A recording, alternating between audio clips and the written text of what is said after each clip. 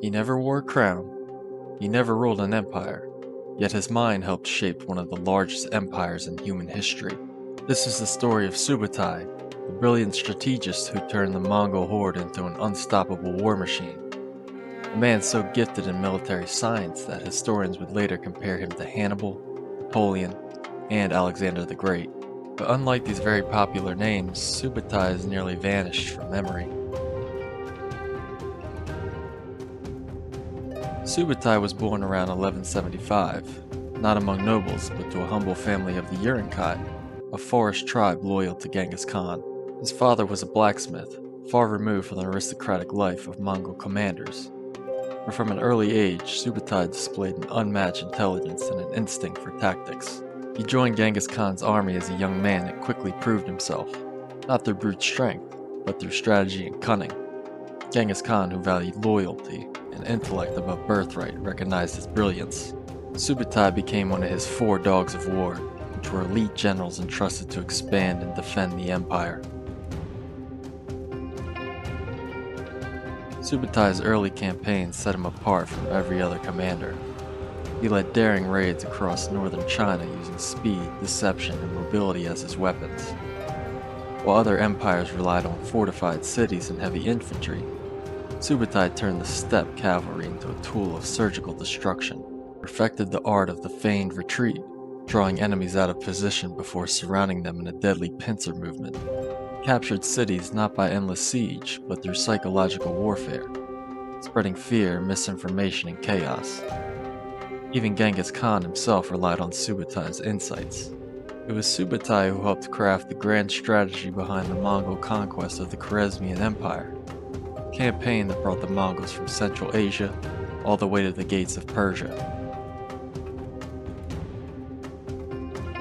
His true genius was his ability to plan on a massive scale. He could coordinate armies hundreds of miles apart in an age with no modern communication.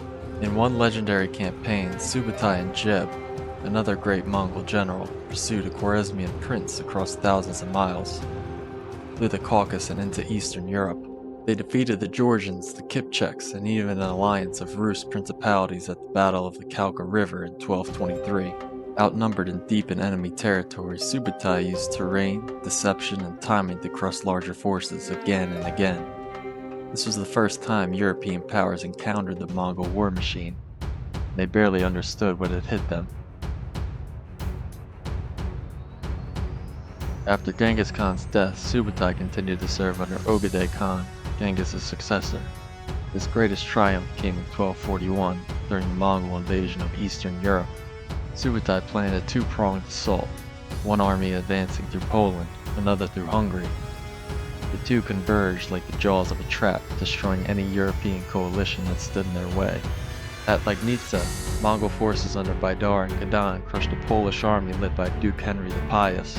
Meanwhile, Subutai himself faced the Hungarian army, led by King Bela IV, at the Battle of Mohai. Here, Subutai displayed pure tactical mastery. He tricked the Hungarians into crossing a narrow bridge that struck from multiple directions with a combination of heavy cavalry, siege weapons, and river crossings. When the dust settled, tens of thousands of Hungarian soldiers lay dead, their army annihilated. Europe lay open before the Mongols. Many historians believe that if Ogedei Khan hadn't died suddenly in 1241, Subutai's armies might have reached the Atlantic Ocean. Subutai's strength wasn't in brute conquest, it was in planning. He studied terrain, weather, and supply lines like a modern field marshal. He could predict enemy movements and force them into traps days or even weeks ahead. He fought in more than 20 major campaigns, conquering over 30 nations and winning more than 60 battles. One of the most successful military careers in recorded history.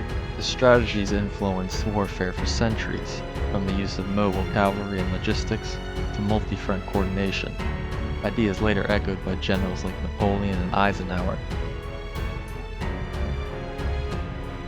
Despite his brilliance, Subutai never sought glory. He remained loyal to his Khan until his death in 1248, peacefully at the age of 72. He died not as a ruler, but as a soldier, a man of the steppe who would help build the greatest continuous empire the world has ever seen.